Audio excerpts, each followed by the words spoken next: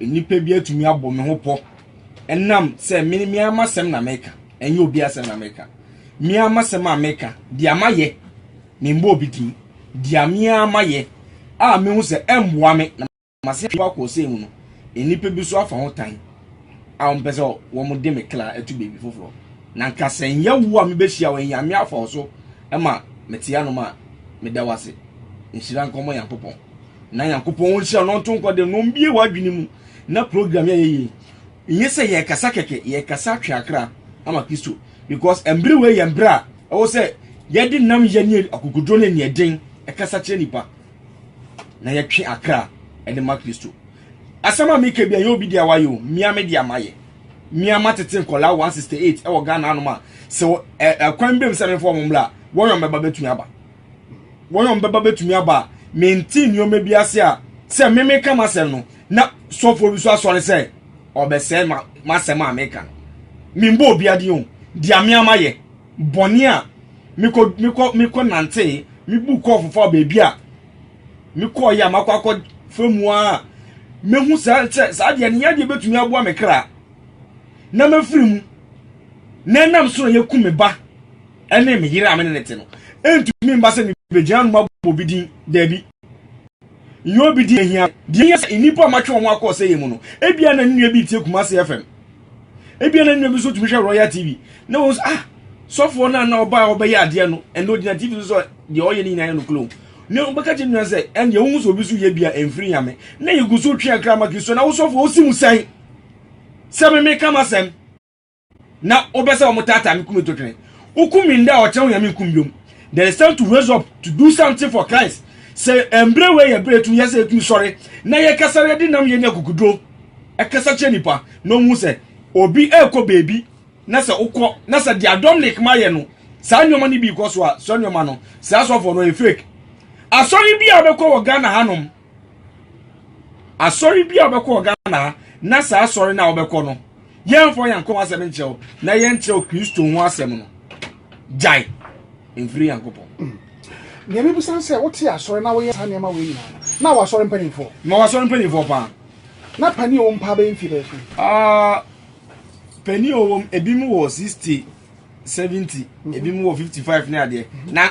ensofu asofu amia metete wo maso mpanimfo wo ma satam kra na me menya 15 years no bi wo 35 ayanso ne ho picture wa no dia mi odi mechi a mechi na eduma ne picture wa na di asem ena wotumi ka kire wo mu die na ade ye wo mu ohunhum a mpanifo te se wo nana 70 60 75 no mu nyina ntimi ehuru sa ade a wo ye die mfiri nyame no mu nyina timi ta awachi no mu obi bi amode ye sa asore mpanifo nana mbacho medasi ye obi bi a ye na de nti ade bia meka se me no me ne wo mesese na o tire bi kro wo me ye ma de na me ye me de me kra kaso nti se mafo asoro peni a unni mi bibia mu collection kra ya odia o to keke so ya asoro peni o ma kingi mame because unni nkwan fa so am asoro nti no o to keke se o ya asoro peni na se mi ba asoro no o siesie ba se mi bibia me ye de untumi hu na de o muso wo mutumi di mechiri se ma de bibia me bia no me ma eye re obia hu se dia me ye obia hu se dia me ye no efi bia ye den eni ho na wo nipa na oba bedi mechire bia na maye bibia ma oba maye bibi e ma odi weni ehu maye bibia ma obi e na ono nso eden abeka chi odi ho adanse acho e na ya oba yeso obi hu se wo so odi e na odi bae no ayeye e na omre ka asoro mu na maye bi mu asoro mpanifo na etosu mienu ye wotoa bi a ye de sha asoro dan nanim entine bi wo kure tumi de sha janse ne so obe free si Africa mu uwure mu apa we wura to animu. There's no way so be free to animu asan epie abonten esida uwura to animu awaka se me se wi sira wo bewe se me se ko fa isi obi amenya akwanche ni nipa 10 kwa be wo fi be kwa fa ba because to one wo be shim no dia me meka no e na wutie ya na de toso bi mu so ya ta hu ehu etete se eye insuo akwanche enura ye ne ye nua obotan twetwe nkomo odi nkomo bebre fa nsuo hu na wo ye nsuo akwanche mbacho na me ye nsuo akwanche nsuo no ebetimi ma nsuo ye tuntum o se no kra no no wo bibi a potassium bibi o koto no drugstore na cheso de gu nsuo ne nsuo ma tutu oso nsuo ne fitima na wo kwankyira na wo ye wo bre no mu no na ekokọ ana tuntum ana fita mpacho meye kokọ ye kokọ meye kokọ ena tuntum no so meye bi kokọ no na offense mpacho eye healing water eno de se oba de da osu bia na wo se mitumi e de break no me bia e ha wo sunsun wi ase nsuo no na e wo bottle mu ase e wo ga mu ana se wo de mpacho de bi yetumi koto vortic enketo ne bi na ya wa na de sticker atalon na ye wo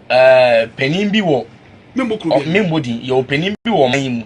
o ye D4 kese pa we be TV station na sa penin no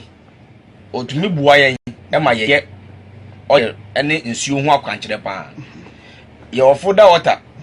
dada no papa no wo ho na sa penin no so akre biaba ene de okoje a 2 mini wom dada nya fe na be bo ya be fasting ye gusu se de wakoto no keke no nti ono so we bebie ni bebre se ye di gunsuo no mu a eye adwuma te se de a opa bia nti no ye yusu sa for da water no ene ye de se wo hwe na se wo tumi no untumi emfa nya sa se okoto no de ne bi na de we friend Abdullahi udi so mu a eye hwiam na maka cho se izukoko no Yoruba Jordan nti ya di bebia ni fi Israel na aba me wo yo mu yes sticker mamia made in Israel e wo nti no ye bibia na sa o ye ne dia wad beto so no enya ade a wo betumi nye bi wo Ghana che me ma che wo se ko store we mu na kotobi e bi wo be bia ba nti me ya nti e bi wo me ye wo stop evil oil ye wo back to sender oil and ye wo mistake oil ebia ye different nti no se me pese me hawa na me hwe na wani ate wako school pa na maka cho se sa oye na ye koto na bomba ko St. Michael Mistake Stop Evil Oil maka bom yesa unye bidio bebia da edini bio St. Michael Mistake Devil Stop Oil unye bio bebia nto because of course I hope stop evil no be bia ma of course hope mistake oil no me bia ma ba o ka me nsan na bo so St. Michael Mistake Devil Stop Oil crown yi maka bom yesa nti ya de obe bi ti ukọ na so onye bi ma wa ya wa time a ya give shame ayese panie de twe acid ni di egu ti kuta ona o tu mesh na chese ma chose o ban me ma wa kwa chese hu ni pe bi entia no na wa ko tie obi ana obi tie o ma wa de wa je so sa hihye we nyina hwana na kire mo first say na occultic world no mo boss na kire mo ya na say ba cho da bi all the omu ni time a omu de church because obi a won the botai a we call obi a botai we dum mpanimfo bebe hono wadwotofo presenters ni ade nkrofo bebe obi a no the botai a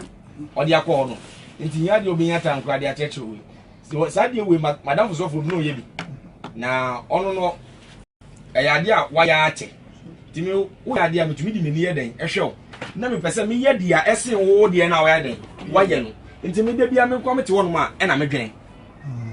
de bia meti wa medwen se sene ya be ya da meye adwen we na me frento so me mfa mra wachi na wo ka bebe se ensuo no ye de efunu nsuo etime de frasa ensuo no efunu nsuo no de emmoa na etime boa e wo sa adwumadi no me pa cho me dase eboa ema nse nipa na ewu na ensuo na e wo ho no inipa bia so owu ani sunsum ye den efiri ni mu na san nsuo na wo no eya akade a yenye pe e dia fra nsuo no ene foda water sende be ye be ma yetumi na etumi agina sende be ye be ma nipa nde koye ade na sunsum betumi asom ma ye den aye adwuma nti nka de nse ke betuma ka se yenku aponchine fa ne se firi ne ye fa ne hu nsuo ye ba ye pe nipa hu nsuo eno na ye de ya etumi bua na de aye bia so tumi ye den ekoso wada Roma efru nsuo na wo ye den timi nya ebie medasi nya misrael oman na ye timi no se impelinfo na nsori a the year 2020 no mesu bo se obi a pint pa na obo blaze na bible so na pempem no de na ade asa akwanche sisi de wa akwanche ba de mesi obi bi kro be ka se fa wo yele beto wonum na one ne nda wo nim esa bi mo start review crofo anu aso de ebi mo start review crofo anu o de obi amaki no fa asemu America no fa to onum 2020 mi so be so obi ase dross pan blazer o se so fo se me kwanya kwanche na Bible so no edam pa na Yesu awaso de mu odivo de ekoso no aya me kai dia me amaye kura na aya na nipa san ho ye mmobo na me transit dia metumu se maye bone elu ntina de bia onfra me kura mpese me bana mbeka na nipa aye dai esa kira na adwen because bi gusu a meka me ni nipa a mesese o madwen se ma me nko ma so for 168 a na metumi atete aso for 168 na me nsore banka ho se won so muti asore a me ye adwuma ni wie me ye no me e da me so a me di gina no je ya me Ada na me da so me so ye me ye awo mi pemu kan ni na ho se prophet you appear dom le kina mo nim no eye mimi biom anade ana me ye no na efiri yankopon e wo se nipa hu na wo sa kire o madwe efiri ho oh ena wo bako asore no wo mo kire nyame asem o nipa present jane eno de nipa pe wo wiase no eno so ntina ma asofo no so adoso no yemra eye mochire efunsu no kwan ben na fa so awunya wo de gallons na ko ana de go bottle mu ana unya kituwa bia mpacho ne ye mfa ne kese onya bottle kese ne de 2 kura betum dia fla oyes be bia be 1000 and 900 oyo nko na mo de fra na mo de friends you ye de friends you so kan usu kan mpacho ye de bi so fra for that water omonum mpacho omonum di bi dware sa oyo no funsu no kwan ben na fa so awunya mpacho me ko ye no e ko hu so fu bi on so fu ni wo Accra na ono na o kire me se sisi ano se bia ope bibia me pe nipa bi hu akwa na se bia o rituals bi no mbisa me a me kan obetumi ayi bia man ti me du se me pe oyo ne ye no eno so o nipa efun usuo no eno so obi won mo frɛ no de beba na nipa no de ba 50-50 one na ebe chiska no nti no me de me 1000 man na on fe bi mblem so the baso to the yegma e memfa so ye den e baso 1000 no o twia no so wo de sa efru nsuo eye bottle no akase ni mienu no e de ye adwuma na utimi nya be sen da we nyeska umpa me de me oye de bia me oye soti o mi nsuo ni me oye na soti emri bem na ye the pictures na wo nipa asala ye beje oye ni nsuo na kwa nche no kwa na do mo asala ye wo beje no efunsu no eye adwuma na onumbi me de bisi de numbi me no na efunsu de se gubotu ne de brewa ebon te se de ebon o se nipa nka se nipa ho by wo so dwale wie kura se bi wo dwale wie kura be 5 minutes 10 minutes wo sha watale a wo don sakura kan se wo amotum kura na hwia wo se ebon vivra ba ho bon nti nipa nka sa na ho bon ti foda water ni abudulai no e na eboa yen sa o yesi na ma ye bi wo fie me de beba mo bi ehu eni nsuo de ni na ekwan ya fa so ye nsuo ni na mba be ye wa mo bi ehu wow mba be ye ni na mo bi ehu because me ni abre se me di agro a wo mse masacha madwen na nkrofo na me masacha madwen na matwe wo ma so madwen akowuro se mu no so enu ntina me ni abre kumase ya sofo bi entumi ye me hute ukumi nda o kina untumi kumi because ye dia me mehu na meka dia me makoye na meka me ye mi nsuo kokko me na me webule mu nsuo kokko me wo me gallon me wo lion crofo di so ebeje nti se me ka se ebule mu nsuo kokko enye na oje ma ho ana che se wo so ye mi die ni bi me mo bi adi o se wo so ye ebule mu nsuo kokko na me ma ye ebule mu nsuo kokko na ma beto na se wo so wa ye bia enye wo die na me kan me so obi o ye ebule mu nsuo oga na bia o ya tro odadafo me ma ye bi plan o die no ye be sen me ya che me started 9 years na me started what my new town I am ensuo na me di me di a tufu plus one ye be for me am koi sensuo na mutu no be da sori ne nchen pe anase obebi fufu ba cho me tumi tu asori ne nchen e na me tumi so tu o bebi amemete nti na wo ya asori na wo sa abura mu nsuo na wo do be sen ba cho na mo miensa ba ko achemoda se ne be ya se ma me kan obi abeje di achemoda udu achemoda ka se wo faka akwa aprade achema prade yakasa nyom tie kan achema prade ho betunsi ho ena me ko ho no so no enam dwuma na me yenti asofo ne ahemfo ni na ebne me beye ba ko se dia me ye ni free yakopon enti na ma dia me ye bia no na ye dwuma emom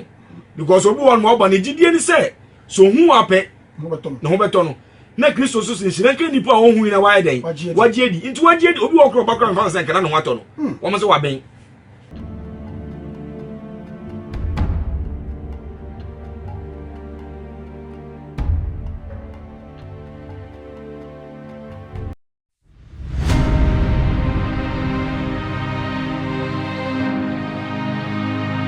asɔre asɔre Asi. ɛnyɛ ne Sɛ bɔ sɔ mo sɛ na mo fitiri. Efunu